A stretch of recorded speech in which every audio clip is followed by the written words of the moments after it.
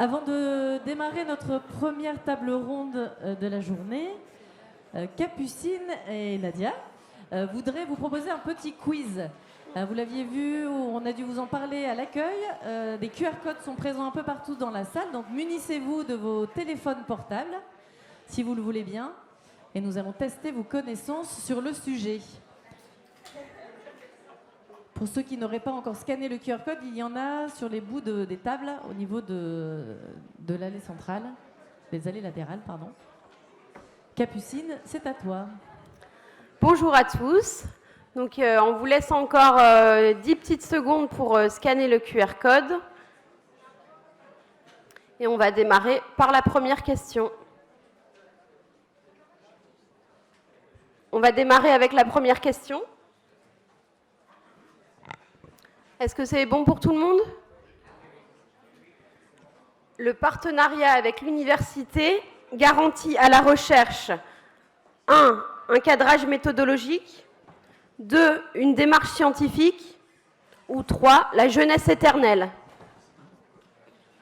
On vous laisse 10 petites secondes pour faire votre choix.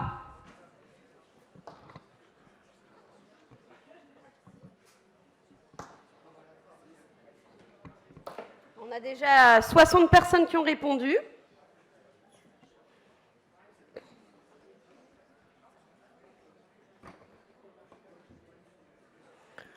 Alors, on va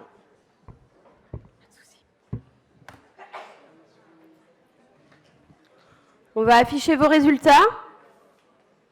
On va découvrir qui est à la recherche de la jeunesse éternelle. Quand même 9% de la salle. On essaiera de trouver peut-être autre chose pour vous.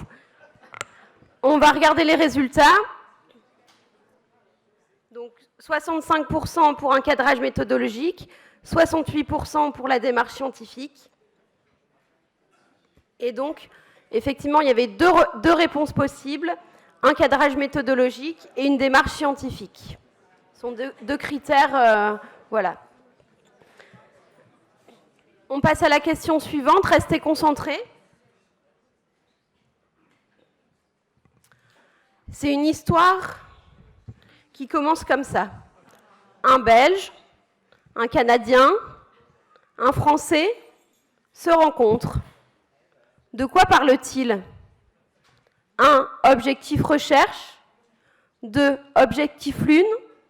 3. Enquête d'enquête. 4. Enquête de recherche.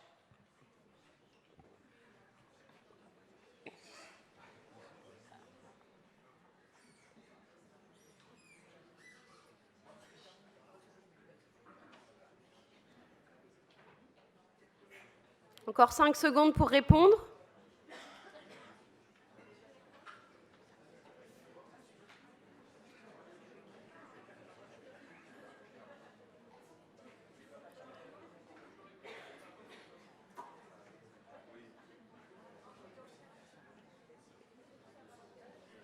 On va regarder un petit peu. Donc, pour 63%, objectif recherche, 53% enquête de recherche et 14% de fans de Tintin. Donc effectivement, objectif recherche et enquête de recherche. Et on va passer à la dernière question avant que chacun puisse se reconcentrer pour écouter voilà, nos charmants présentateurs. Que signifie l'expression canadienne « Il faut que les bottines suivent les babines ». Je n'ai pas un accent assez prononcé pour... Voilà.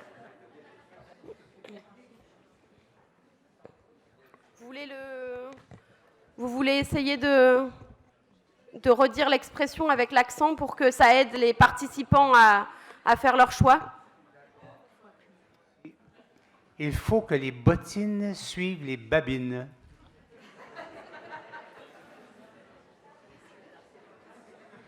On sent plus d'hésitation chez vous, on voit les réponses un petit peu moins réactives.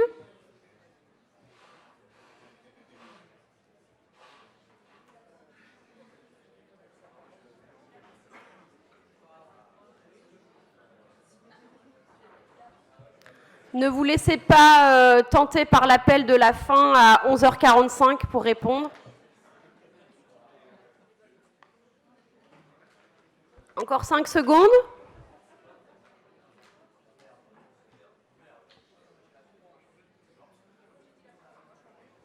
Ah, les avis sont partagés. On a quand même une majorité de bonnes réponses avec 52% de votants pour il faut tenir sa parole si on a la capacité d'agir.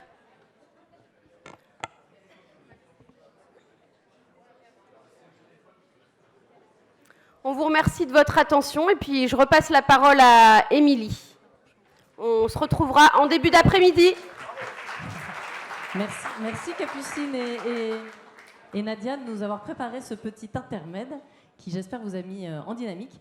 Pour notre première table ronde donc de la matinée, nous allons pouvoir avoir un partage d'expériences entre les universités de Mons, en Belgique, de Québec et de Lille. Cette table ronde va être animée par Jean-Luc Deleplace, qui est psychologue au sein de notre association. Les Papillons Blonds de Roubaix-Tourcoing ont des liens de grande proximité avec ces trois universités, tant autour de projets de recherche, mais également autour de l'accueil d'étudiants lors de stages, par exemple. Je laisse à chacun le soin de se présenter. Bonjour à tous, Jean-Luc Deleplace. Donc effectivement, je suis psychologue au Papillon Blanc de Roubaix-Tourcoing et dans le cadre de ces fonctions et puis par ailleurs, j'ai participé à quelques projets de recherche, notamment avec nos trois collègues ici présents. Un petit mot sur la table ronde. L'idée, c'est, pour faire suivre un petit peu les questions de ce matin, de vous inviter un petit peu dans les coulisses de la recherche participative, savoir un petit peu les réalités des acteurs, pour les acteurs de la recherche participative, comment ça se passe, dans quelle réalité ils se trouvent. Pour discuter de ça, trois chercheurs que je vais laisser vous présenter. Je vous laisserai deviner à leur accent qui était-il dans la petite blague de tout à l'heure.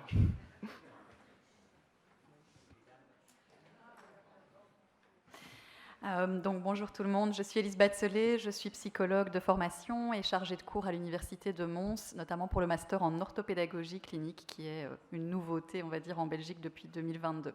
Voilà. Bien, bonjour, je suis le local de l'étape, Yannick Courbois, donc professeur à l'université de Lille, responsable d'un master qui forme des étudiants qui seront psychologues dans le domaine du handicap. Je suis en psycho du handicap et psycho du développement. Et puis aussi, j'anime une petite équipe de recherche, 6 enseignants-chercheurs. C'est la réalité, beaucoup. On a vu ce matin des très gros réseaux, mais la recherche sur le handicap est fortement disséminée, ça ou là, dans les universités. Et donc, voilà, 6 enseignants-chercheurs qui travaillent dans le domaine du psycho du développement et du handicap. Voilà. Daniel Boisvert, à la gauche de Yannick Courbois, qui est bien connu, avec lequel on a travaillé depuis quelques années. J'ai été professeur-chercheur au siècle dernier, en 1900. J'ai commencé ma carrière en 1900, donc depuis bon nombre d'années. Je suis normalement professeur retraité 2 mots. Je fais autrement ce que je faisais autrefois. Et je me suis intéressé, donc j'ai fait des études régulières d'un professeur universitaire. Et je me suis intéressé particulièrement dans les années, donc au siècle dernier, dans les années 80-85, à la désinstitutionnalisation d'abord chez nous, donc qu'on appelle plus, comment dire, réintégration sociale, concept qui a précédé celui de l'inclusion sociale, qui n'est pas la même chose non plus, et qui mettait qui mettait en question l'ensemble des pratiques professionnelles. Ça m'a intéressé, donc la recherche a porté sur ça. Et depuis, je dirais peut-être 35 ans maintenant, je ne compte plus les années. Un jour, vous allez voir, vous allez arrêter de compter les années. C'est plus important. On compte plutôt celles qui restent plutôt que celles qui sont derrière. Et donc, j'ai pu connaître donc, des collègues à l'Université de Lille, notamment, dans d'autres universités aussi, et intervenir auprès d'associations ou de familles, aussi bien en Belgique, en Suisse qu'en France, en Bulgarie, en Afrique du Nord et en Afrique de l'Ouest aussi, dans la carrière. Donc, j'ai pu bénéficier, en fait, de regards très différents dans des circonstances qui sont très différentes, toujours avec cette cette volonté, en fait, de pouvoir systématiser les connaissances pour pouvoir les utiliser au profit des personnes et des familles. Voilà, pour l'instant. Merci à vous pour cette présentation. Alors, tu parlais de regards différents. Et cette table ronde a vraiment cette fonction-là, c'est d'apporter des témoignages du point de vue de chacun. Donc, tous les trois chercheurs et pour autant tous les trois dans des contextes peut-être similaires par certains points, peut-être différents. Et puis on complétera en fin de table ronde avec des témoignages de personnes accompagnées, de professionnels, de familles qui ont participé ou qui participent à des projets de recherche pour avoir vraiment ces points de vue différents. Pour entamer peut-être cette table ronde, commencer par le plus proche géographiquement d'entre nous, donc Yannick Courbois, tu travailles sur l'Université de Lille et puis on a travaillé ensemble depuis pas mal d'années maintenant sur des thématiques de recherche. Est-ce que tu pourrais nous présenter en quelques mots tes réalités en tant que chercheur en France lorsque tu travailles sur la recherche participative, dans quelle situation tu te retrouves?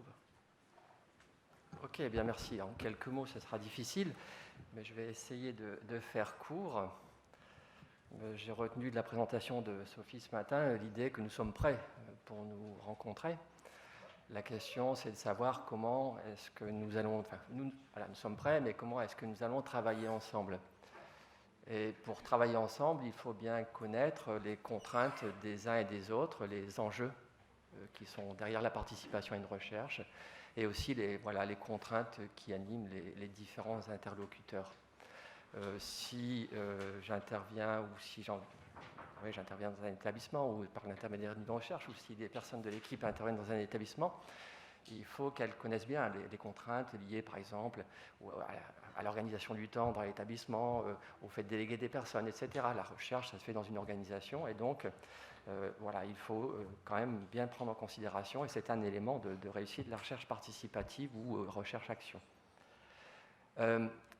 Donc, je vais me placer volontairement, mais c'est ce que tu m'as demandé, du point de vue de l'université, je vais forcer le trait, sans trop le caricaturer, pour que vous compreniez quand même. Alors, ça veut dire que travailler ensemble, ça veut dire qu'il faut aussi dépasser un peu les représentations qu'on a les uns des autres, et apprendre à se connaître.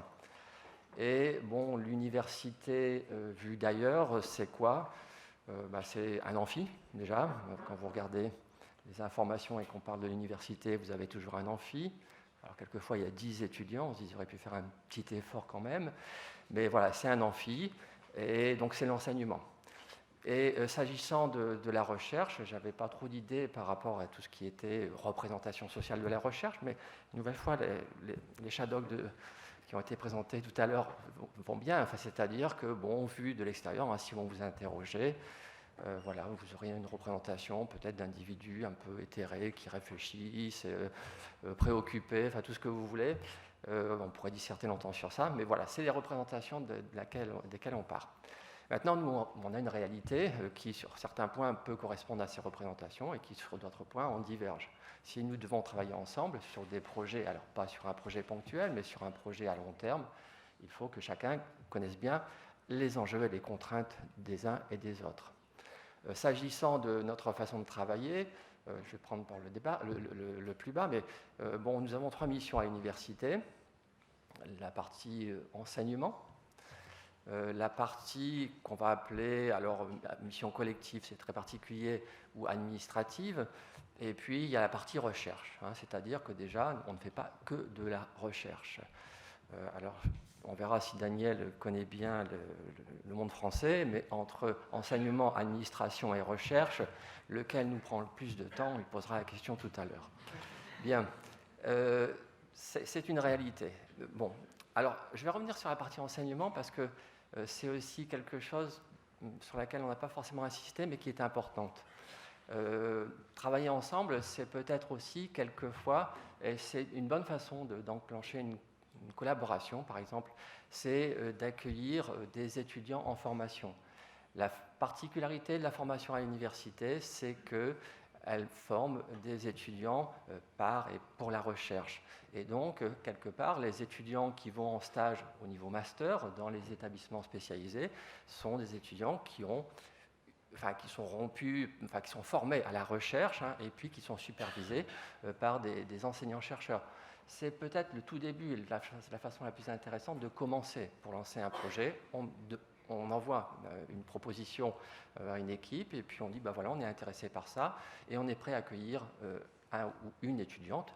Chez nous, c'est beaucoup une. Et puis, on va commencer à travailler, à échanger autour de cette façon-là. Donc, c'est un élément important, la partie enseignement. Après, donc, la partie recherche, elle obéit à des contraintes qui sont assez importantes. Ce qu'il faut savoir, c'est que, on est comme toute institution, un enseignant-chercheur est évalué extrêmement régulièrement au long de sa carrière et qu'il est évalué sur les 3 critères que j'ai donnés, et que le poids de l'évaluation sur la recherche est assez important. Et de fait, c'est une contrainte quelque part, hein, c'est-à-dire que la partie recherche est importante pour nous, et on évolue dans un contexte qui est particulier, qui est que, pour le coup, on est pareil. Je veux dire, quand j'entends parfois des retours des établissements spécialisés qui nous disent, quand on a fait ça, ça, ça et ça et ça, quel temps il nous reste pour travailler avec les jeunes, avec les adultes, du point de vue pédagogique, éducatif. C'est une plainte qui ressort. Et nous, c'est la même chose. Je veux dire, on est sous des contraintes temporelles énormes. Je suis à l'UFR de psychologie, département de psychologie de l'Université de Lille. Nous avons 3000 étudiants. Donc ça nous occupe passablement. Et en définitive, le temps qui nous reste pour faire de la recherche, c'est la portion congrue, c'est la variable d'ajustement. Et allez, on est peut-être 30% si on est chanceux, quelquefois c'est 20%, et c'est du temps qu'on prend sur les vacances. La réalité, c'est celle-là du point de vue de l'université. C'est-à-dire que quand vous contactez l'université en disant « on a une idée géniale », nous, on a ça en tête, on a la partie gestion du temps. La deuxième contrainte, plutôt les enjeux qui vont se poser à ce moment-là, ça sera des enjeux qui sont liés à la valorisation.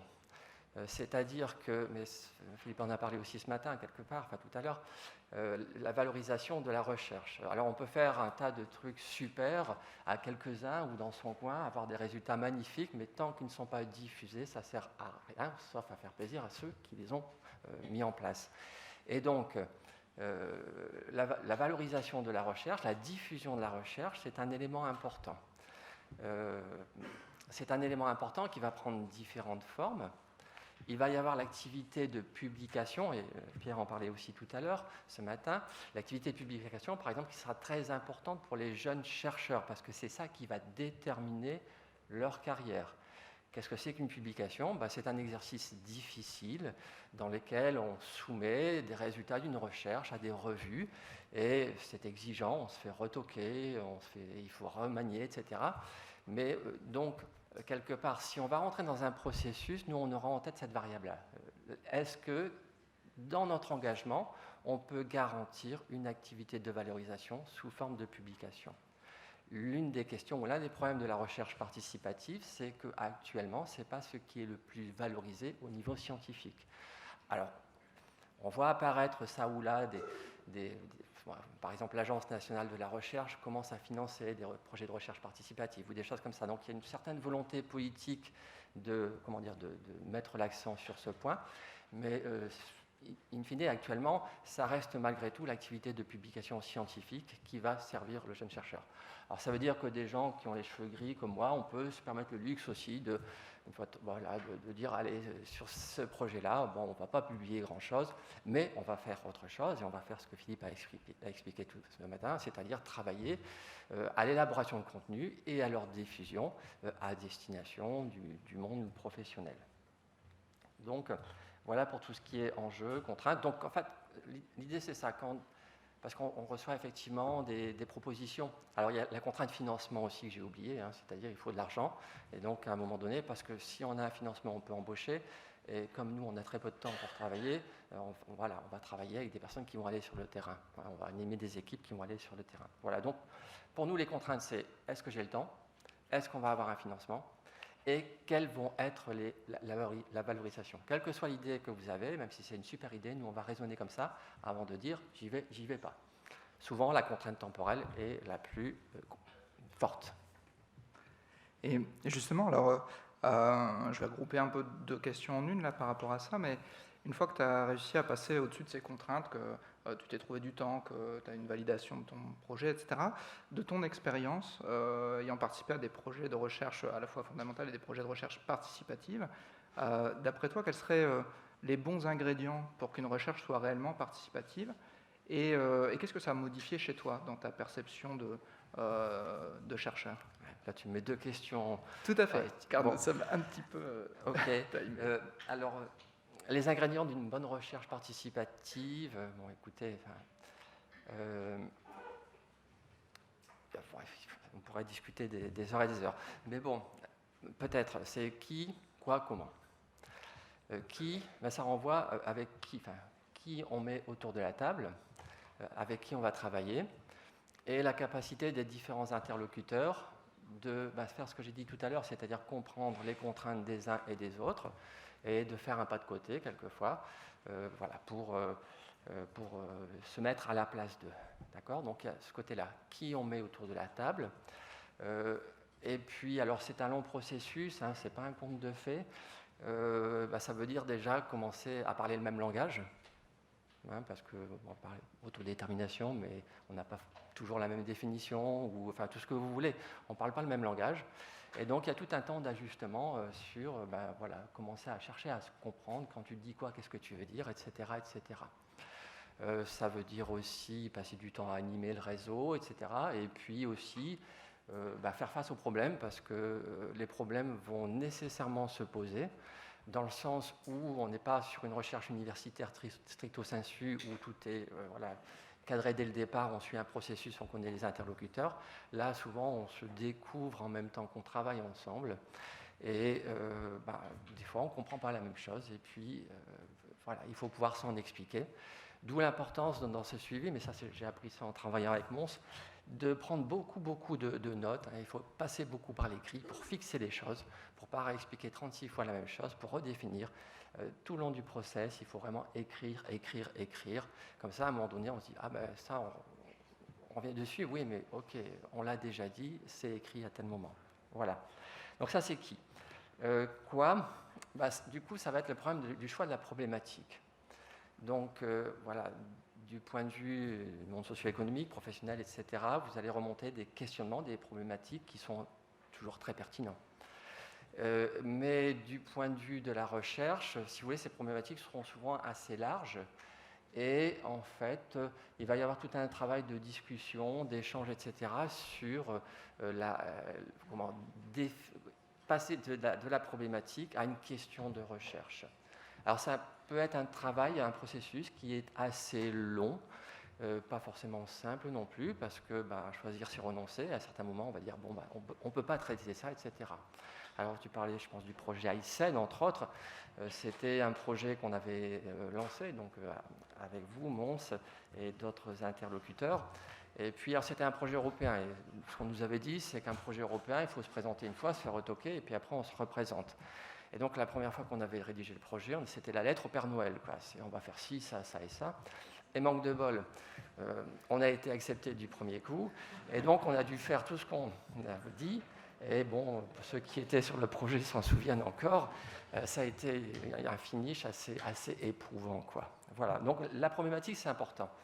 Et puis, de la problématique va dépendre aussi la façon de valoriser les résultats. Tout ça, c'est lié, c'est cohérent.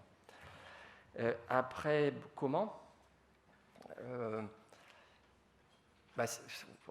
nouvelle fois, ce n'est pas un conte de fées, c'est une histoire qui se construit, construit. Enfin, on l'a vraiment vécu, en particulier avec vous, au fur et à mesure du temps.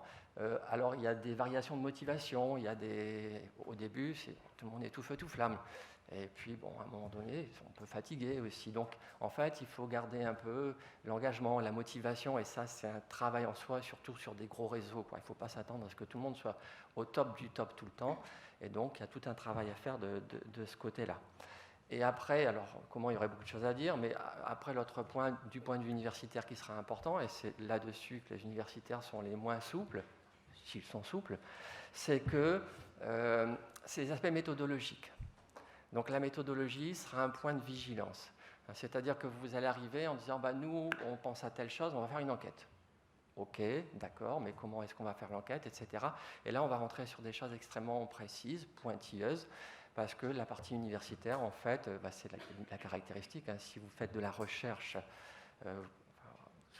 très souvent, vous avez une méthodologie qui est attachée à cette recherche, et les résultats que vous obtenez, bons ou faussés, dépendent de la recherche, de la méthodologie que vous avez mise en place.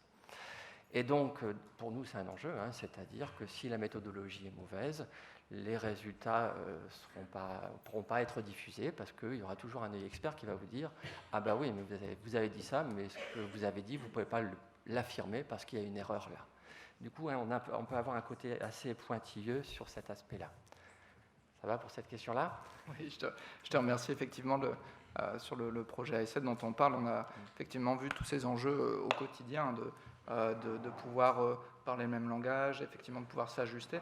Et la force un peu du projet, c'est effectivement la plasticité sans laquelle on a des difficultés à tenir compte des enjeux de chacun. Mais c'est effectivement, je pense que c'est important, c'est pour ça qu'on souhaitait avoir une place aussi pour les chercheurs s'exprimer, c'est que chacun puisse jouer son rôle. Sinon, on n'est pas dans la recherche participative, c'est-à-dire qu'effectivement, cette rigueur que tu as évoquée, elle a son rôle à jouer si on veut rester dans le processus. Et l'ayant vécu de l'intérieur, hein, du coup, aussi de ce projet-là, par exemple, je reviens à ma question de tout à l'heure sur ce que ça changeait pour toi, en fait, ce type de recherche par rapport à d'autres recherches que tu as pu mener. Alors, il y a un avant et un après. Pour avoir aussi été dans des réseaux de recherche, en particulier, ça n'existe plus, mais c'était l'IFRH, qui était un réseau de recherche fédérative du handicap français, avec un tas de labos, équipes de recherche, etc. Et je me souviens qu'une médecin m'avait dit, un jour, je n'étais pas encore dans ce process-là, avait dit, c'est vraiment une expérience extraordinaire. Enfin, les gens ne tarissent pas d'éloges sur la participation. C'est vraiment très bien, c'est enthousiasmant, mais qu'est-ce que c'est chronophage ? Et on en revient à la question initiale des ressources, du temps, de la gestion du temps, etc. Et donc, effectivement, ce que j'en retiens beaucoup, c'est ça, c'est le côté enthousiasmant et le côté chronophage. Maintenant, la recherche participative, c'est une méthodologie, en fait, qu'on peut avoir sur son éventail, hein, parce que quand on fait de la recherche, on va utiliser plutôt ci, plutôt ça. Et c'est une méthodologie qui est assez efficace pour travailler sur un certain nombre de projets ou de problématiques, tout comme la recherche fondamentale. Hein. J'ai des étudiants en thèse qui font des recherches sur la partie oculométrie, en particulier, sur l'utilisation, la lecture du mouvement biologique humain pour la détection des émotions. Bon, là, on est sur des questions qui sont fondamentales et qui ne vont pas s'appliquer du jour au lendemain. Et ça, on a besoin de recherche, entre guillemets, fondamentale. Donc, c'est une belle expérience. Et puis, alors, ça permet aussi de faire face un peu à l'inattendu. Hein, c'est-à-dire que les protocoles de recherche classiques, tels que nous, on les conçoit, sont tout édictés au départ. Hein, c'est-à-dire, vous avez le cadre théorique, les hypothèses, la méthodologie, etc. Et maintenant, même, pour que tout soit transparent, parce que quelquefois, les enjeux étant importants, les gens peuvent avoir envie de tricher. Et pour que tout soit transparent, maintenant, on met tout en ligne avant la recherche. Voilà ce qu'on veut faire, voilà comment on va le faire, voilà les traitements statistiques qu'on va faire. Et puis après, à la fin, on publie les résultats en ligne, etc. Et certains vérifient que vous avez bien fait ce que vous aviez dit. Alors voilà, on est à ce niveau-là de précision. Alors qu'on a la partie recherche participative, ce côté co-construction fait générer des questionnements, des choses qui étaient inattendues. Et donc, moi, ce que j'ai découvert sur le projet Aysen, pas seul dans ce cas-là, je pense qu'il y a Marine Ballet aussi, Ursula Mengetopio qui participait, et puis toi aussi, Élise. Ce qui m'a intéressé, c'est ici l'utilisation de la partie recherche participative dans un contexte donné, et avec ce côté aussi émancipation des personnes. Alors, il y a de la recherche participative en ornithologie, par exemple, donc on ne va pas émanciper les ornithologues ou les oiseaux, mais ici, c'est le fait d'intégrer effectivement, en adaptant fortement le process des personnes avec une déficience intellectuelle, mais aussi des professionnels qui font partie intégrante du processus. Et c'est le côté émancipation, c'est-à-dire intégrer des questionnements qu'on ne se serait jamais posés si on n'était pas rentré dans ce process-là. Deuxième découverte, et puis après je vais laisser parler les autres, je vois que tu me regardes, c'est le FALC. mais ça a à voir avec le côté d'émancipation. Et alors, bon, par exemple, le projet CapFalc, c'est probablement très intéressant, parce que ça fait de la traduction. Mais le FALC, ce n'est pas que de la traduction. Et moi, ça a été une découverte. Il y a le produit, ce que chacun va lire, mais il y a le processus. C'est comment on en est arrivé au produit. Et en fait, quand vous demandez aux personnes avec une DI d'adapter quelque chose sur qu'est-ce que c'est que le handicap, qu'est-ce que c'est que la qualité de vie, etc., ben, il faut qu'elles le comprennent. Et donc, elles le comprennent, elles l'intègrent, et puis ben, ça ouvre des portes magnifiques que tu vas probablement nous expliquer, mais j'arrête là. Ouais, un grand merci Yannick. Alors effectivement, on est un petit peu timé, mais ça a l'avantage de bien poser les enjeux. Alors par exemple, pour illustrer la question de l'impact du facilitateur à comprendre, s'il est vraiment exploité comme un outil de participation et pas seulement comme un outil d'adaptation, on pourra se baser sur une vidéo. Donc c'est l'avantage, c'est pas moi qui vais expliquer. J'ai laissé les participants le présenter par eux-mêmes, donc on aura le retour aussi sur les mêmes questions posées aux personnes accompagnées qui ont participé à ce projet. Merci Yannick pour ton témoignage. On va passer la frontière, juste à côté, avec Élise. Donc Élise, on a travaillé ensemble sur ce fameux projet aussi notamment. Et dans la préparation, je t'ai posé les trois mêmes questions. Pour y répondre, tu souhaitais peut-être t'appuyer sur un support diapo qui reprend tes éléments de réponse. Je te laisse témoigner. On ne voit pas tout. Super. Bon. On ne voit même vraiment pas tout, il ne s'affiche pas du tout comme ça normalement. Donc je crois qu'il ne sera pas très utile. C'est pas grave. Donc voilà, moi je voulais faire peut-être un petit parallèle avec ce que le professeur Courbois vient d'évoquer pour la France. Alors, très grossièrement, je dirais on a un peu la même réalité en Belgique, elle n'est vraiment pas très éloignée. Notamment, on a une tradition de recherche fondamentale. Donc, comme on l'a expliqué au cours de la matinée, plutôt une recherche orientée sur l'accumulation de connaissances, de savoirs théoriques, mais sans visée d'application concrète de ces connaissances. C'est difficile du coup parfois d'obtenir des financements pour des recherches participatives ou comme on l'appelle à l'université de Mons souvent les recherches action et même recherche action formation, ce qui était vraiment le cas du projet ICED dont a parlé le professeur Courbois. Et effectivement, le financement, c'est un peu le nerf de la guerre parce que il faut pouvoir avoir des moyens humains, temporels. Voilà, c'est parfois des choses très pratico-pratiques, mais par exemple, quand on a un projet comme le projet ICED, il faut avoir un site internet pour pouvoir diffuser les livrables, les produits de chaque action, etc. Tout ça demande évidemment des gens pour y travailler, mais aussi du financement. Donc on a la même problématique en Belgique. Souvent, on passe par des financements européens aussi, justement. En Belgique, on a peu d'organismes qui financent de la recherche participative. On a quand même quelques-uns, comme par exemple la Croix-Rouge ou Cap 48, pour ceux qui connaissent.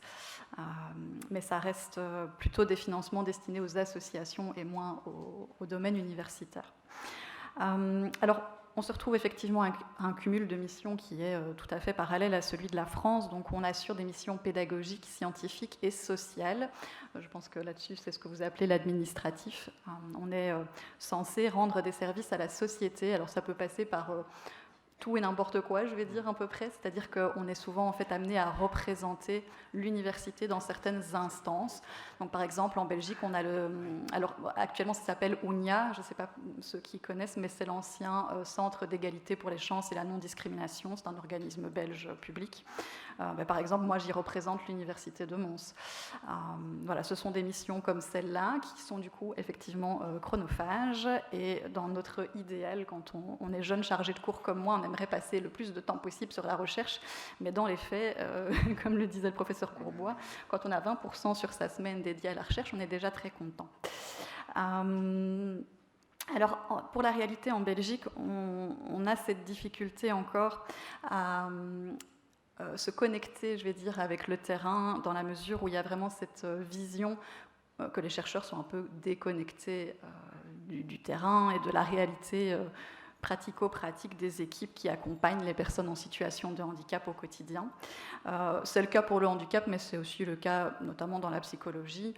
Notamment avant d'arriver dans le domaine du handicap, j'ai travaillé en psychologie de la santé avec des personnes qui avaient des troubles cardiaques. Eh bien, j'étais confrontée exactement aux mêmes problématiques les psychologues de terrain se disaient qu'est-ce qu'ils ont pour des idées un petit peu folles.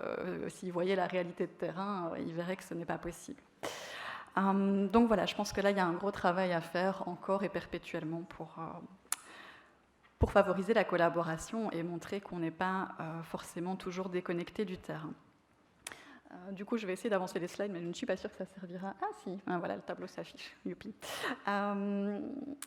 Alors, dans la recherche participative, eh bien, il y a notamment quelques scientifiques, dont Bigby, en 2014, qui ont essayé d'un petit peu faire le tri, je dirais, dans tout ce que recouvrent les termes recherche participative, parce que ça peut vraiment être vaste. Et sous les termes recherche participative, on peut retrouver vraiment différents degrés d'inclusion et de participation des personnes en situation de handicap. Alors eux, en fait, ils divisent ça en 3 catégories. Il y a d'abord la recherche consultative, comme ils appellent ça, où ce sont vraiment les chercheurs qui décident de l'implication des acteurs du vécu, donc que ce soit les personnes en situation de handicap ou les professionnels de l'accompagnement, voilà, peu importe. C'est eux qui décident donc de leur niveau d'implication et de à quel moment ils vont les solliciter et pour quelle activité exactement. Par exemple, ça pourrait être les solliciter pour revoir un guide d'entretien qualitatif, voir si les questions sont adaptées ou des choses comme ça. Alors, c'est déjà très chouette en soi, hein. C'est, je dirais, le premier gradient de la recherche participative, parce qu'il y a déjà une implication, effectivement, des acteurs du vécu dans la recherche, mais voilà, on essaye de plus en plus de tendre vers encore plus de participation, encore plus d'inclusion.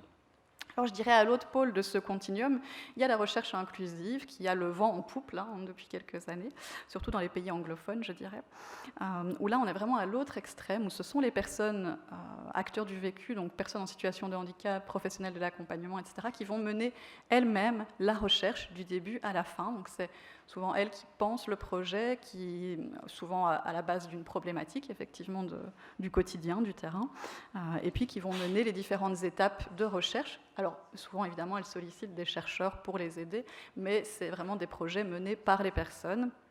Si ça vous intéresse, je peux vous conseiller quelques articles, d'ailleurs, publiés par des personnes en situation de handicap. Et puis, je dirais qu'entre deux, je vais y mettre ce que moi, en tout cas, j'appelle la recherche participative, où on a un petit peu de consultatif et un petit peu d'inclusif. On fait un petit peu une popote avec ça.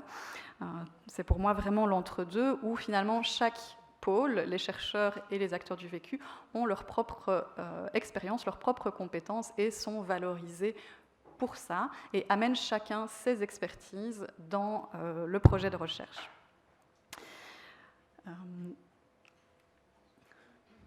Si ça s'affiche. Alors finalement, pour moi, les ingrédients essentiels de la recherche participative, mais le professeur Courbois en a déjà cité pas mal, je vais dire que moi, je suis revenue vraiment encore plus peut-être à la base de la pyramide, c'est-à-dire qu'une première étape pour moi essentielle, c'est déconstruire les stéréotypes sur la recherche auprès des acteurs du vécu, que ce soit les personnes en situation de handicap ou des professionnels, enseignants, médecins, éducateurs, etc. Montrer qu'on peut faire de la recherche qui sert à quelque chose, qui a une utilité concrète et non pas dans 20 ans, mais tout de suite. C'est d'ailleurs ce qu'on a pu faire dans le projet ICED et je pense que c'était ça aussi qui a fait le succès du projet. Travailler la confiance mutuelle, alors ça je m'en suis rendu compte déjà dans le projet ICED, mais plus récemment dans un autre projet que je supervise qui vise l'accessibilité aux soins de santé des personnes qui ont une déficience intellectuelle en Belgique, où je travaille avec le mouvement Personnes d'abord, dont certains peut-être dans la salle le connaissent, hein, c'est un mouvement d'autoreprésentants en Belgique. Eh bien, je me suis rendu compte que pour eux, vraiment, il fallait, et ça rejoint mon point suivant, prendre le temps vraiment de créer du lien, de montrer qu'on est là, qu'on est fiable, réunion après réunion, discussion après discussion, on est toujours là, qu'on ne disparaît pas dans la nature, parce que parfois, nous aussi, on ne se rend pas compte qu'il peut y avoir eu des expériences négatives par le passé et qu'il faut aussi faire attention à la relation, finalement. Donc ça nécessite aussi de l'empathie, hein, d'être à l'écoute des besoins des personnes, mais aussi de la flexibilité, comme l'a dit tout à l'heure le professeur Courbois, parce que parfois, nous, on a nos grandes idées de chercheurs avec des méthodologies rigoureuses, etc. Et puis on se rend compte que ça ne marche pas forcément. Un petit exemple, j'ai animé des focus group récemment avec des personnes en situation de handicap. Je voulais vraiment que ce soit en tout petit groupe, j'avais dit maximum 6 personnes pour vraiment favoriser les échanges. Je suis arrivée un jour dans une institution, il y avait 13 personnes, parce qu'ils voulaient tous participer. Et voilà, je n'allais pas leur dire non, allez-vous-en, quoi. Donc on a fait comme on a pu avec les 13 personnes. Donc il faut s'adapter, il faut être flexible. Et finalement, si je dois faire un petit retour d'expérience, puisque je viens moi aussi de la recherche fondamentale avant, plutôt en psychologie de la santé, eh bien, j'ai beaucoup aimé ce qu'a dit Yannick. Il y a un avant et il y a un après. C'est-à-dire que quand j'ai fini de faire de la recherche fondamentale, je me suis dit, je voudrais encore faire de la recherche, mais plus comme ça. Et j'ai eu la chance d'arriver à Mons sur le projet ICED, justement, où là, je me suis dit, mais ok, en fait, c'est pour ça que je fais ce métier, parce que vraiment, ça a du sens, ce qu'on fait là, parce qu'il y a une utilité concrète, directe de ce qu'on fait en recherche, c'est l'application directe, vraiment. Alors, aussi, donc, on vit vraiment des belles expériences humaines qui donnent vraiment du sens aux données scientifiques qu'on récolte. C'est-à-dire que je vous parlais des focus group que j'ai animés ici récemment. Pour moi, ça a été vraiment éclairant, je vais dire, d'écouter les personnes parler de leur vécu, de leurs difficultés d'accéder aux soins de santé, de discuter avec les médecins, du fait qu'elles sont parfois infantilisées, qu'on les tutoie d'emblée, etc., que de le lire dans des articles scientifiques ou des choses comme ça. C'est vraiment une expérience humaine qui donne du sens et qui nous permet, nous aussi, de mieux interpréter les résultats et de mieux les diffuser, je pense, et de mieux agir en conséquence de ces données. Et puis, ça permet un retour direct vers le terrain. Pour moi, c'est vraiment le point d'orgue de la recherche participative. Ici, par exemple, le projet dont je vous parlais, les focus group que j'ai animés avec ces personnes en situation de déficience intellectuelle, ils vont servir à créer des formations pour les médecins pour améliorer leur communication avec les patients qui ont une déficience intellectuelle. Et donc, pour moi, ça, c'est vraiment ce qu'on peut le plus apprécier dans la recherche participative, c'est que ça sert directement à quelque chose au niveau humain, au niveau social. Voilà, je pense que j'ai été assez complète. Ouais, super. Un grand merci, Élise, sur ce témoignage. On va voir que ça rejoint beaucoup d'éléments, enfin, la question de l'utilité, enfin, que ce soit exercer un métier, participer ou quoi que ce soit, parce que l'attente d'utilité, elle est très forte chez tout le monde, et puis il peut y avoir de la frustration en tant que chercheur quand on est sur d'autres aspects, une frustration qui est un petit peu comblée dans la recherche participative. Merci beaucoup. On va traverser l'Atlantique maintenant. Vers l'ouest. Oui, tout à fait. Merci. Pour avoir ton témoignage, Daniel, tu t'es présenté rapidement tout à l'heure avec ton expérience. Donc, pareil, quand on s'est vu par visio, ces 3 questions-là, et tu t'es appuyé aussi sur un diaporama pour soutenir tes propos. Oui, tout à fait, qui va apparaître... faut que tu... Oui, je vais te laisser. La technique, hein? Voilà. Ah ben c'est super. Voilà. Juste ici. Excellent. Merci. Ouais.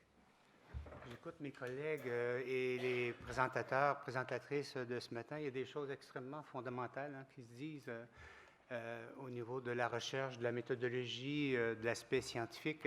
Et il y a aussi l'aspect humain. Je pense qu'Élise vient aussi de l'aborder. Ça nous affecte aussi comme chercheurs.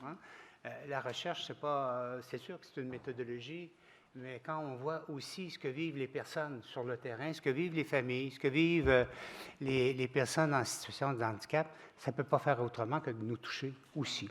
Et quelquefois, on ne réussit pas à trouver la bonne réponse. On se bute, en fait, à des réalités là, qui nous dépassent. D'où la nécessité, vous l'avez abordé aussi ce matin, là, la nécessité d'un travail en interdisciplinarité, mais aussi en intersectorialité, c'est-à-dire pas uniquement nous du domaine social ou médico-social ou psychosocial en ce qui me concerne, mais aussi les autres acteurs de notre communauté qui sont extrêmement importantes là-dedans. J'oublie pas non plus les personnes, ça pose une question un peu particulière aussi, hein, au niveau de la pertinence de la recherche. En commençant, je me rappelle toujours de la phrase que prononçait le général. On pense toujours au général de Gaulle. Hein, quand on dit le général, c'est le général de Gaulle, bien sûr. Il disait, des chercheurs qui cherchent, on en trouve. Mais des chercheurs qui trouvent, on en cherche. Hein? Il n'y a pas tout à fait tort. Bon, c'est pas si facile que ça que d'arriver à une certaine, comment dire, preuve, appelons-le comme ça, hein, à une certaine certitude, une certaine vérité, parce que les vérités sont souvent très, très fluctuantes, hein, selon les contextes et autres. Puis je pense que quand on arrive à une explication scientifique, bien, il faut se dire aussi, je pense, non pas uniquement est-ce qu'elle est vraie ou est-ce qu'elle est fausse, c'est surtout est-ce qu'elle est utile pour expliquer ma réalité ou elle n'est pas utile, hein, par rapport à ma réalité, surtout dans le domaine de la recherche sociale. J'ai eu le plaisir et l'occasion donc de participer à plusieurs recherches, évidemment, au Québec, hein, au siècle dernier, au siècle actuel, en Belgique, en Suisse notamment, hein, avec des équipes professionnelles. Donc en Belgique, à l'époque avec Marie-Claire Eloïc et le centre orthopédagogique de Saint-Lambert, près de Namur. Et en Suisse, avec des centres destinés en fait à des services pour les personnes polyhandicapées. Ça aussi, ça pose aussi des limites assez importantes au niveau de la recherche, surtout lorsqu'on recueille des données. C'est pas si facile que ça. On y va souvent par observation, etc. Donc, et ça pose des défis. La même chose plus actuellement, où le canton de Vaud en Suisse et je suis tout à fait d'accord avec cette politique d'inclusion sociale, a demandé aux centres spécialisés que leurs professionnels aillent travailler dans des centres réguliers, dans les écoles régulières, mais ça pose des changements de pratique et des accompagnements importants. Et à chaque fois, ce qui est intéressant aussi, c'est d'être capable d'accompagner les différents acteurs dont on a parlé ce matin, mais de les accompagner dans leur démarche, dans leur réflexion. Et je pense que c'est entre autres à ça que ça sert la recherche-action. C'est bien sûr, on met des hypothèses, on a une démarche méthodologique, etc. Mais c'est surtout pour moi de permettre à des personnes de s'approprier une démarche et une connaissance, vous voyez? Et même si on faisait la recherche à part et on publie, ça ne va pas très loin. Hein? Bon, ça va dans notre CV, hein, dans notre curriculum vitae, ça va. C'est très réconfortant pour l'ego, mais à part de ça, ce n'est pas très utile.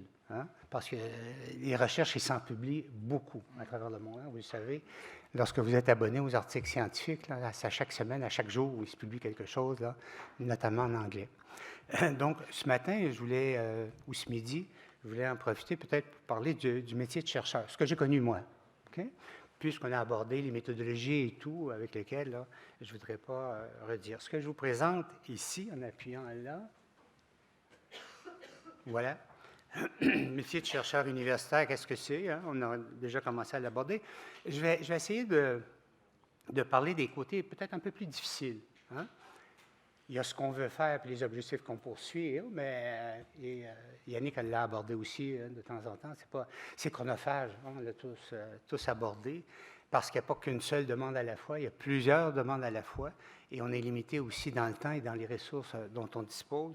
Donc, les exigences pour nous actuellement, quelques exigences au niveau du Québec, bon, 3 mondes différents qui se rencontrent, une diapositive, parce que ce n'est pas juste des perceptions différentes, c'est des mondes différents, hein, avec lesquels il y a des exigences différentes, etc., qu'on doit concilier, les attentes et aussi les impacts au niveau professionnel, je dirais, mais surtout aussi au niveau personnel. Quel impact la recherche a sur nous?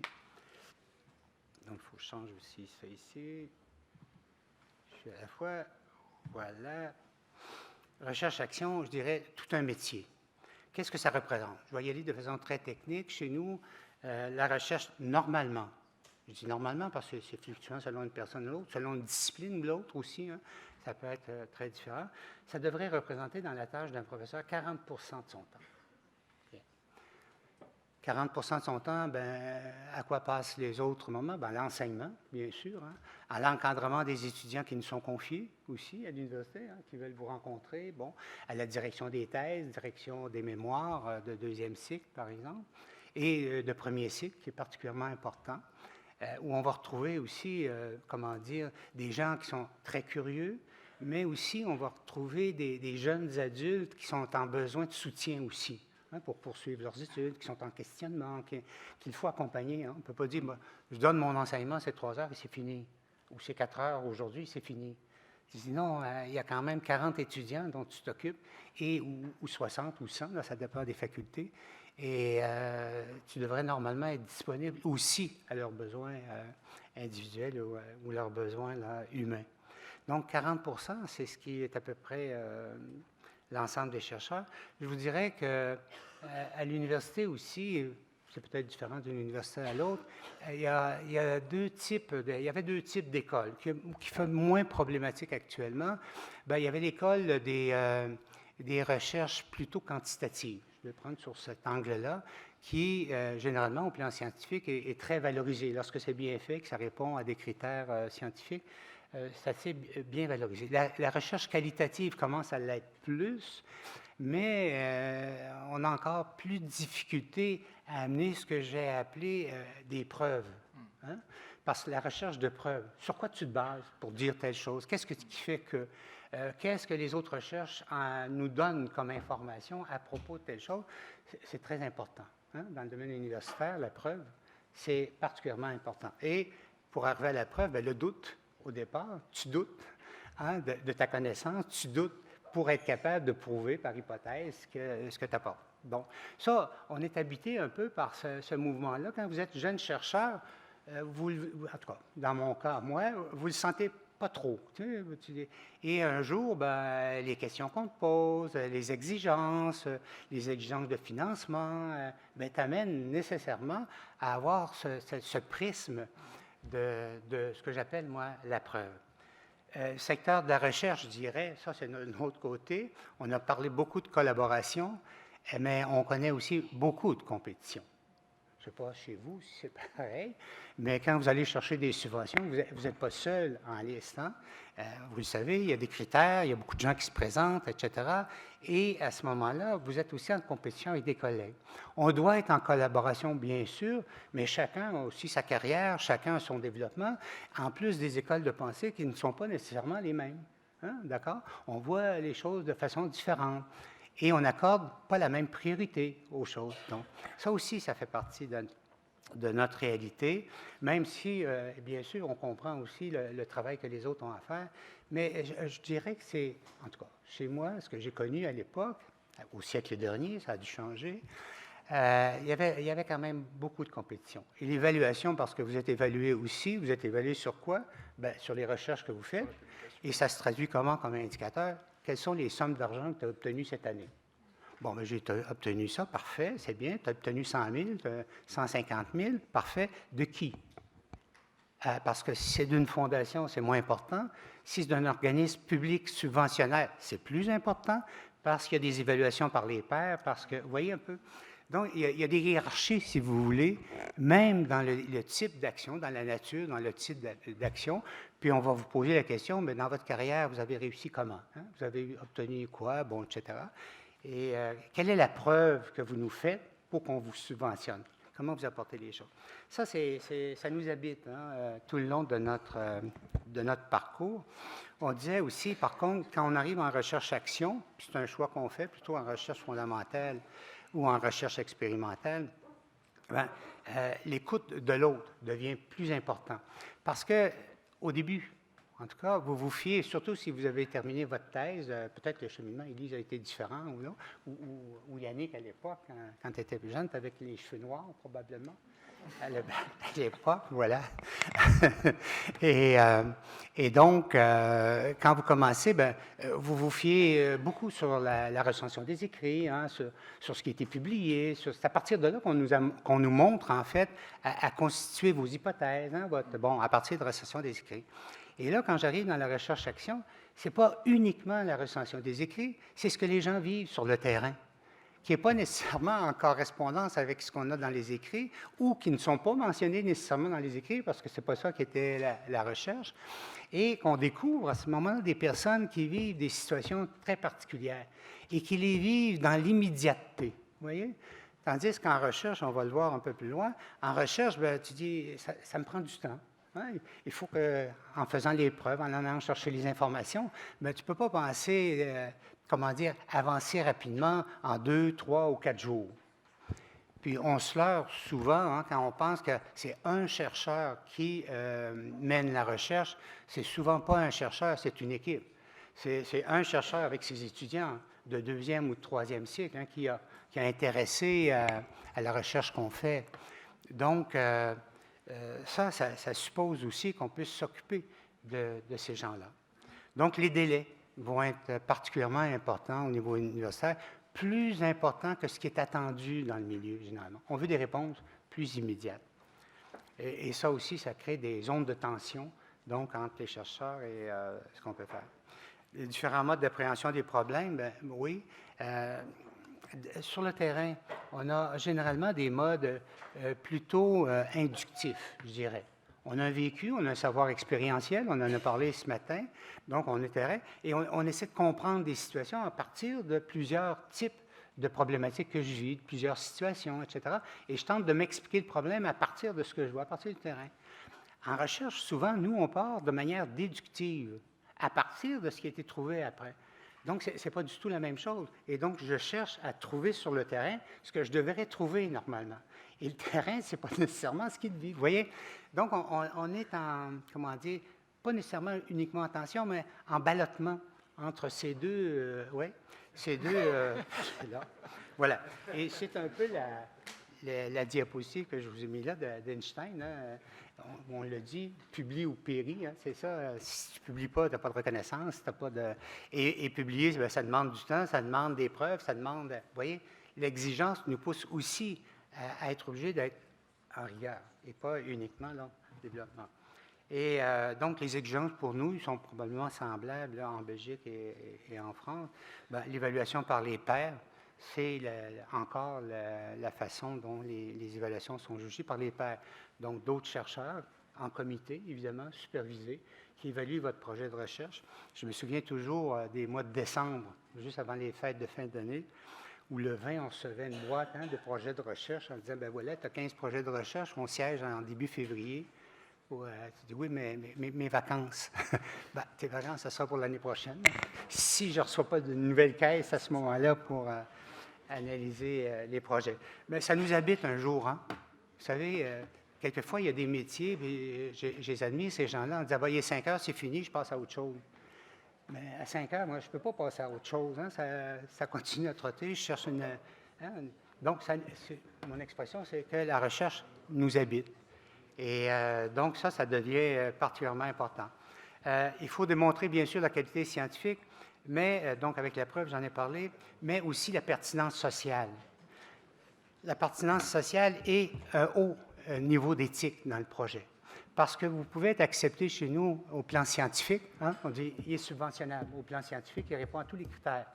Mais au plan éthique, il n'est pas démontré qu'il y avait une pertinence sociale ou autre, la subvention n'arrive pas. Je dis, beau projet qui peut être subventionné, non subventionné, qui pourrait l'être subventionnable et non subventionné. Quand on reçoit la réponse, on dit, bon, il manque quelque chose. Là. La question éthique est devenue de plus en plus importante et la participation des personnes, on en a parlé. Hein, pour chez nous, il faut faire la démonstration que les personnes directement concernées par la recherche n'ont pas uniquement participé à titre consultatif ou autre, mais qui ont participé réellement à la planification de la recherche, qui ont franchi avec nous les étapes de la recherche et que le problème de recherche ou la problématique de recherche a été défini avec les personnes, pour les personnes. Vous voyez? Donc, on est plus accompagnant de cette démarche maintenant dans la recherche ou la planification. Voilà, on a parlé beaucoup de transfert de connaissances.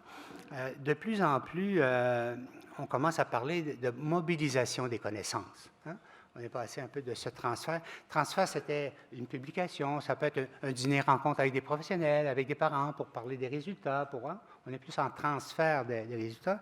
L'autre, on se pose la question, mais comment tes résultats vont mobiliser l'action pour qu'il y ait vraiment du changement en fonction de ce que tu as trouvé. Tu sais? Donc, on va un pas plus loin au niveau, je dirais, de l'intervention ou de la pertinence sociale de la recherche. Et je suis tout à fait d'accord avec ça, hein, parce qu'il faut se le dire, la recherche est financée en fonction des fonds publics. Hein. C'est vous et moi, ben, vous, ici en France ou en Belgique, qui payez pour la recherche. Hein. C'est tout le monde qui paye pour la recherche. Alors, normalement, on devrait rendre compte de cette recherche par rapport au public. Et pour moi, les résultats de recherche devraient être gratuits, accessibles. Il y a trop de recherches actuellement, surtout dans les domaines scientifiques qu'on dit durs, là, en ingénierie, par exemple, qui mènent à des brevets. Vous voyez, j'ai fait de la recherche à l'aide des fonds publics, ça mène à un brevet que je vends. Moi, bon, ça pose des questions éthiques. Pour moi, ça pose d'énormes... Combien? 5 minutes? 1 minute? Donc, oui. OK. D'accord, merci beaucoup. Voilà quelqu'un d'expérience. Oui, et j'achève parce que vous avez faim.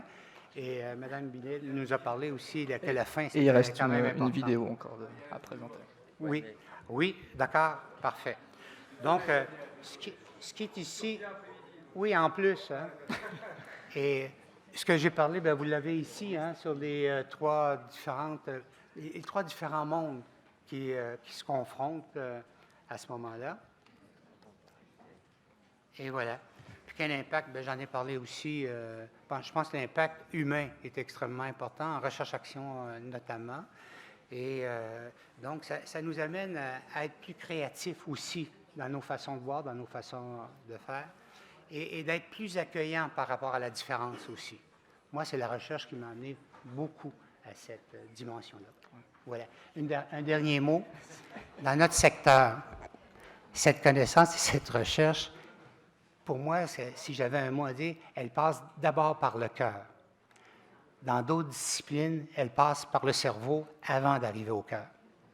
Mais chez nous, en déficience intellectuelle, trouble du spectre de l'autisme, si vous n'êtes pas sensible comme chercheur à ce qui se passe dans la vie des gens et autres, je pense qu'il y a quelque chose que vous avez manqué. Ce qui n'est pas nécessairement l'apanage en ingénierie, par exemple, c'est pas, ou en physique, vous voyez? Mais chez nous, si on n'a pas ça, ça passe par le cœur, comme le colloque aujourd'hui. C'est tout. Ah, super. Merci, Daniel. Merci beaucoup. Alors, pour compléter ce qui a été évoqué, effectivement, on a beaucoup parlé de rencontres entre la recherche et les personnes accompagnées, les familles. Donc, c'était assez important d'entendre le point de vue de chacun et pas seulement d'être à l'écoute des personnes accompagnées, des professionnels ou des familles, mais aussi des chercheurs, puisque si on veut travailler ensemble, il faut connaître les réalités.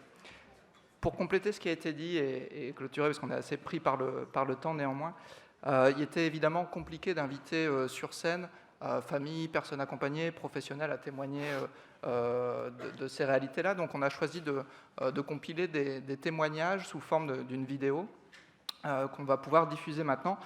Mais je vais faire un petit disclaimer, comme on dit là, sur les vidéos. Sur la vidéo que vous allez voir, il y a des témoignages passés liés à des projets qui ont été réalisés par un professionnel de l'image et des vidéos plus récentes, réalisées pas du tout par un professionnel de l'image, réalisées par moi. Donc c'est juste pour prévenir, je m'excuse auprès de vos capacités visuelles pour la qualité des images que vous allez voir. Néanmoins, sur le contenu, voilà, on a rassemblé un contenu qui nous paraissait intéressant. Je vous laisse le découvrir.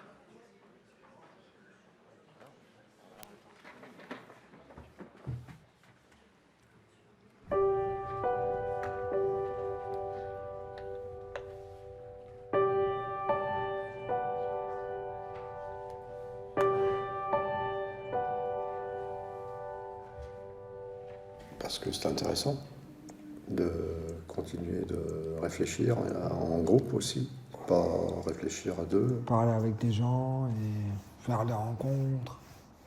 Voir les gens et un peu parler avec eux, tout ça.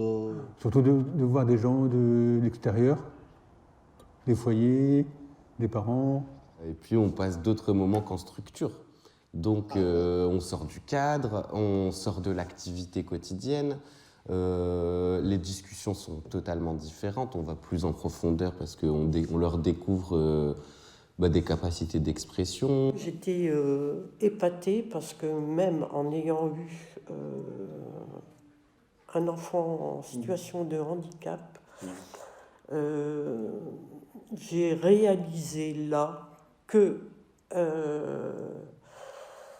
qu'on pensait beaucoup pour eux, à leur place, alors qu'ils ont plein de choses à nous dire. L'intérêt d'inclure un peu la triade personne, professionnelle et puis proche, c'est une position qu'on a prise pour permettre de croiser les regards à un certain moment. Je trouvais ça justement être une corrélation, quelque chose qui allait bien ensemble, puisque nous, professionnels, c'est vrai que des fois nous sommes un peu dans notre routine de travail, avec nos garde-fous et tout, et de pouvoir avoir des professionnels chercheurs qui sont vraiment là pour être à notre écoute, prendre des notes, analyser, synthétiser, ça me semblait cohérent. Et en fait, voilà, la personne, elle se reconnecte à elle-même, mais ça permet aussi de se reconnecter aux autres, finalement. C'est vrai que c'était super intéressant, et c'est vrai que ça nous fait voir les choses des fois différemment dans notre accompagnement. Et alors ce jour-là, tous ces jeunes-là, ils se sont exprimés, mais ils nous ont surpris. En fait, pour nous, c'était la première fois qu'il y avait ce genre d'échange-là, en présence des Gauthier, en fait, et en présence d'autres personnes, d'autres situations. Le fait de voir qu'il y avait des points de vue complètement différents entre les personnes, c'était enrichissant pour tout le monde, en fait, d'après moi. Et aussi bien pour les jeunes que pour nous, en fait, que pour les parents. C'était une ouverture, je pense. Ah oui, franchement, oui. On ne s'y attend pas forcément à ce qu'on va découvrir. Tout le monde était bouche bée, franchement. Aussi bien les professionnels, quand même. Que les parents aussi. Les parents professionnels. Eux, ils ne se mettent pas à notre place en... Eux, ils croient qu'on comprend tout, mais non.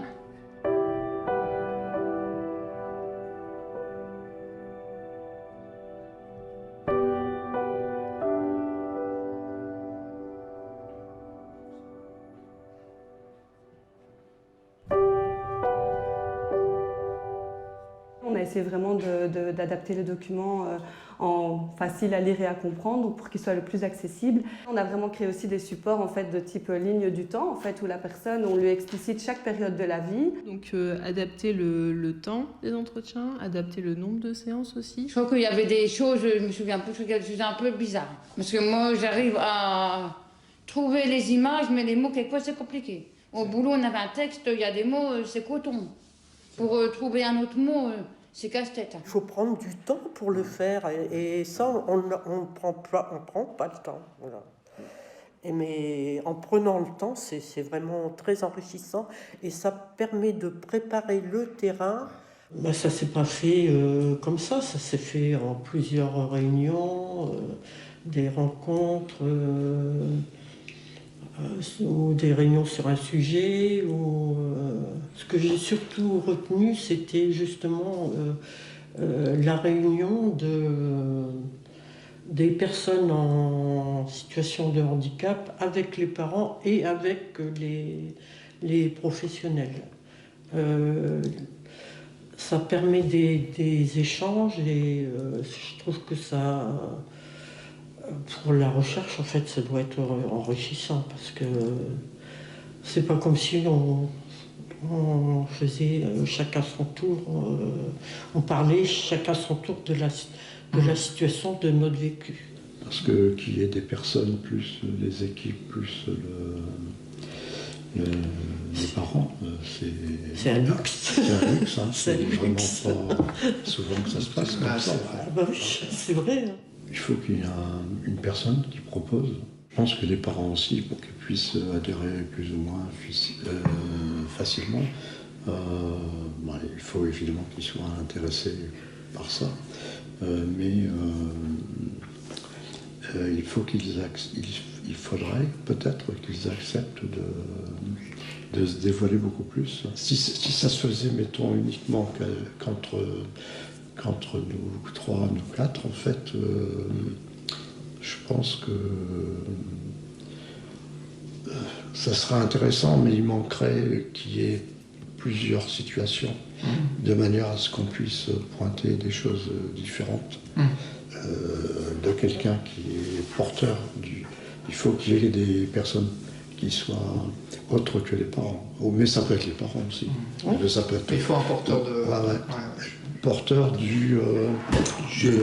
l'étincelle qui fait l'image. Et là, je trouve que là, j'ai le sentiment que tout le monde s'implique vraiment dans ce projet et j'ai le sentiment que tout le monde veut faire avancer les choses parce qu'il y a vraiment un manque, tant du côté professionnel que parents et autres. Et là, tout le monde est autour d'une table et est en train de chercher des solutions. Et aussi, ils ont besoin que nous, on leur donne un retour, c'est normal. Justement, il y a un échange et une communication entre les professionnels, les parents, les médecins, les gériatres. J'ai l'impression que tout le monde était un petit peu cloisonné dans son secteur, qu'il n'y avait pas d'échange et chacun disait moi je ne sais pas faire, aussi bien le médecin, moi je ne connais pas, les professionnels, nous on ne sait pas. Et je pense que ça, c'est vraiment c'est ce qu'il faut, c'est qu'il y ait davantage de liens et de communication entre justement les chercheurs, les professionnels, les éducateurs. Et ça, je pense que ça fera vraiment avancer le projet et la recherche.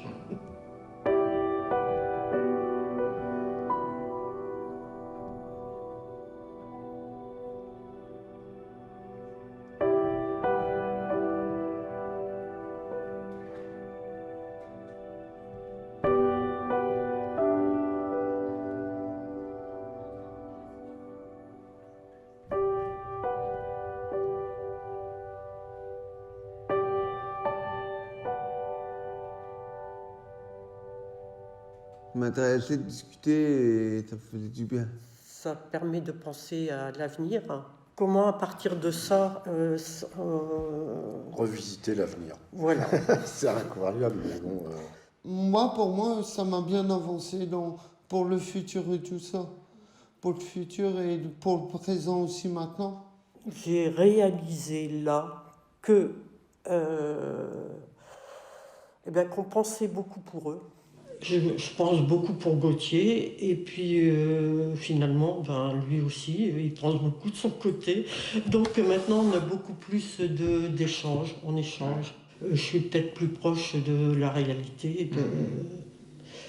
du handicap et de sa vie quoi. On se sentait concerné, on s'est dit que ça pouvait être intéressant pour nous et puis qu'on pouvait peut-être apporter quelque chose en tant que parents. Quand on m'a fait découvrir facile à comprendre, j'ai bien aidé. Et nous, en tant que parents, quand on a entendu dire le terme recherche, pour moi, ça représentait l'amélioration. Par exemple, pour Gauthier, le fait que ça a commencé la naissance, c'est différent de quelqu'un qui aurait eu, je dis n'importe quoi, un accident de moto ou un truc, même quelque chose qui n'a rien à voir avec, et qui pourtant aurait à vivre des choses concernant le handicap sur le plan physique, sur le plan psychique, tout ça, ça pourrait peut-être faire boule de neige, mais sans que ce soit intentionnel. Essayer d'avancer dans un projet, pas stagner, pas rester comme ça et figé. Et c'est vrai que j'ai quand même été confronté à différents problèmes de ne pas trouver des solutions. Et c'est pour que au moins les personnes qui ont besoin de qui seront dans la même situation aient moins de problèmes que j'ai pu en avoir. Maintenant, toutes les personnes qui auraient presque dû être présentes à ce moment-là et de voir qu'elles ont envie de faire avancer les choses, je me dis qu'au moins pour les parents qui seront confrontés au même problème que Laurent, de la maladie de Laurent, je pense que pour eux, ça peut être vraiment un bien. Ça leur donnera un peu plus d'espoir et un peu savoir à quelle porte il faut frapper. Et ça, bon, j'ai tâtonné, même si j'ai trouvé. C'est quand que je vais avoir la réponse?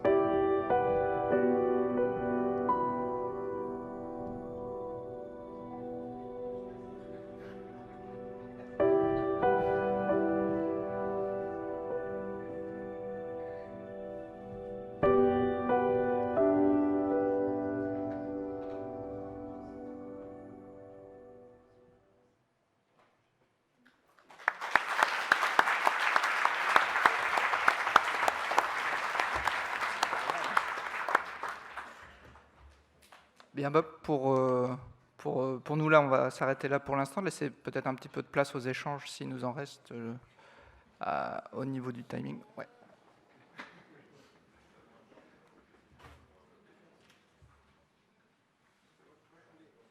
Pardon, ça n'a pas l'air de marcher. Si, ça va. Moi, je voulais poser une question d'universitaire, mais dans un autre domaine. Nous, dans notre domaine, il faut qu'on publie en langue anglaise, sinon on n'a aucun poste. Et par exemple, nous, on a la qualité de vie. Moi, c'est plutôt le domaine du cancer. Et en fait, c'est pas valorisé. Ça fait pas des articles de haut niveau. Et ce n'est pas... en plus, c'est long. Et justement, on disait, tu l'as évoqué, Yannick, je l'avais aussi évoqué, le problème de la difficulté à faire ces articles. Est-ce qu'au niveau de vos CNU, vous arrivez à faire valoriser pour les carrières le fait qu'une recherche participative qui est plus compliquée, qui peut-être sera publiée à un moins haut niveau, est-ce que vous arrivez à le faire valoriser dans vos CNU? Parce que c'est ça qui est très important. Autrement les jeunes chercheurs, moi quand j'étais jeune médecin, je cherchais à publier là où j'avais des impact factors élevés, le reste, bon, voilà. Je prends la question puisque CNU c'est français, c'est pour ça, mais sinon je pensais qu'Élise aurait pu répondre aussi. Mais comment dire, il y a un intérêt croissant pour ce type d'approche. Est-ce que vous pouvez nous dire ce qu'est le CNU? Ah, excusez. Eh oui. Conseil national des universités. Voilà. C'est vrai qu'il y a des sigles, IME, IMPRO, machin, et il y a CNU.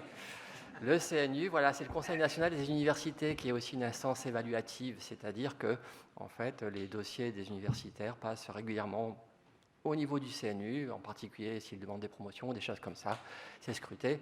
Et donc, c'est évalué, noté, et en fonction du dossier, ça passe ou ça ne passe pas.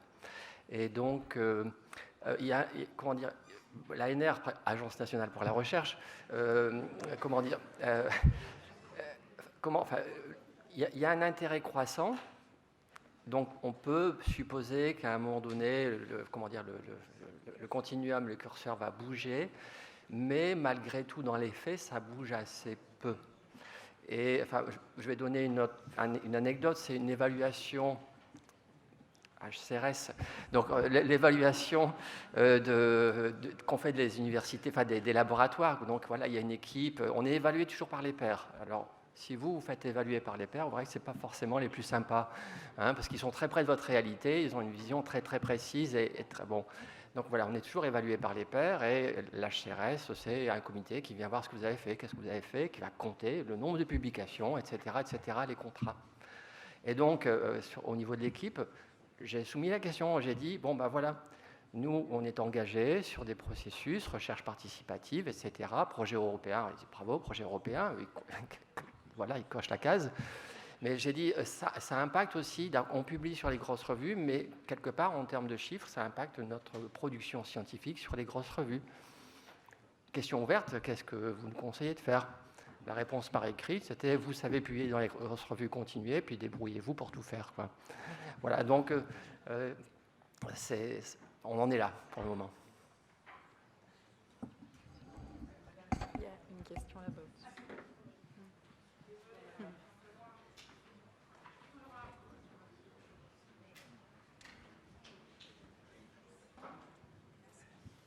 Merci de me donner la parole. Donc, pour avoir une société inclusive, il faut faire des sacrifices. C'est comme pour une société durable. Et je vais faire le parallèle avec les collègues qui sont dans les sciences dures, parce qu'apparemment on est dans les molles. Moi, j'aime pas trop, mais bon. Et donc, eux, ils ont fait des grèves de la faim, ils ont été dans les instances politiques, et ils ont fait en sorte que les choses changent au niveau du climat, au niveau de la prise de décision politique. Alors, vous avez parlé, vous, de votre point de vue personnel. On ne va pas faire un concours de misérabilisme, mais rajouter à vos activités chronophages le fait de prendre en charge une longue maladie, un handicap, etc., etc. On n'y arrive pas. La preuve. Oui. Bon. Ceci étant dit, ma question, c'est qu'est-ce que vous pouvez faire, vous, à votre niveau, pour, comme ce qui est fait en Belgique, par exemple, ou peut-être même un petit peu au Québec, qu'est-ce que vous pouvez faire pour inclure, je rejoins le docteur là-dessus, pour inclure plus de personnel en situation de handicap, pour changer les critères de recrutement? Parce que moi, je pense que voilà, la meilleure manière d'inclure les PSH, ben, c'est de les mettre en situation de décision. Merci. Oui, très rapidement, de la façon dont on procède souvent avec les associations de personnes. On essaie de voir qui est intéressé par telle situation ou telle autre. Ensuite, avec ces personnes, on essaie de voir aussi, puis on l'a abordé ce matin, la question de la rémunération de ces personnes. Hein? Parce qu'il ne faut pas que les chercheurs soient rémunérés, puis les autres ne le soient pas. Donc, on travaille à ça. Et dès le début de la recherche, on essaie d'abord de valider la pertinence de la problématique qu'on veut aborder. En sachant que pour nous, il y a aussi, je dirais, il y a des temps, il y a des fenêtres d'opportunité par rapport à certains problèmes. Hein? Il y a des problèmes qu'on ne traite plus de la même manière ou qui ne sont plus pertinents par rapport aux organismes de recherche ou autres. Donc, on essaie aussi de poursuivre nos recherches avec les personnes concernées, même si quelquefois, on n'est plus dans ces fenêtres d'opportunité. Vous savez, parce qu'il y a déjà des orientations du financement de la recherche. Hein? On sait, par exemple, que dans les années à venir, on va mettre beaucoup d'argent sur tel type de problématique ou sur tel type. Et si vous n'êtes pas dans la bonne problématique, ben, okay. Mais la recherche est importante quand même de poursuivre. Donc, on les inclut, mais déjà dans la planification initiale. Et ensuite, on le fait, on continue avec ces personnes et on leur demande de nous questionner. Pas uniquement nous les questionner, hein, parce que c'est assez habituel, mais de nous questionner. Qu'est-ce qu'on fait? Pourquoi c'est si long? Pourquoi c'est... Et là, on essaie de trouver des réponses adaptées à ce que les personnes nous disent. Voilà, de façon globale. Puis ensuite, ben, une des exigences, c'est probablement aussi le cas ici, si vous prenez, par exemple, dans votre recherche, un groupe de personnes pour expérimenter, ça va? Généralement, hein, vous avez un groupe avec lequel vous expérimentez un programme nouveau, hein, qui devrait donner tel type de résultat par rapport à un autre groupe qui n'a pas eu ce programme. Bien, il y a une obligation d'accompagner le groupe qui ne l'a pas eu par la suite pour qu'il soit équivalent au premier au niveau des retombées de la recherche. Ça, c'est obligatoire. Tu sais, il ne doit pas avoir de perdant dans ça. Et ça change beaucoup. Au début, ce n'était pas comme ça, là. Mais maintenant, c'est la rigueur, je dirais, au niveau des exigences sociales sont beaucoup plus grandes. Beaucoup plus grandes. Et c'est heureux. C'est heureux. Plus respectueuse des personnes. Je crois qu'on va mettre une fin à ces échanges. Merci en tout cas beaucoup pour vos partages d'expérience. C'était très riche et je crois qu'on aurait pu continuer à vous écouter encore longtemps. On est un petit peu en retard sur le timing, bon, légèrement. Vous devez avoir très faim. On vous attend quand même de retour dans la salle dans 3 quarts d'heure, on va dire. 3 quarts d'heure pour essayer de ne pas finir trop tard et de maintenir le timing autour de 16h, 16h30, grand maximum, de manière à ce que chacun puisse partir à l'heure. À tout à l'heure.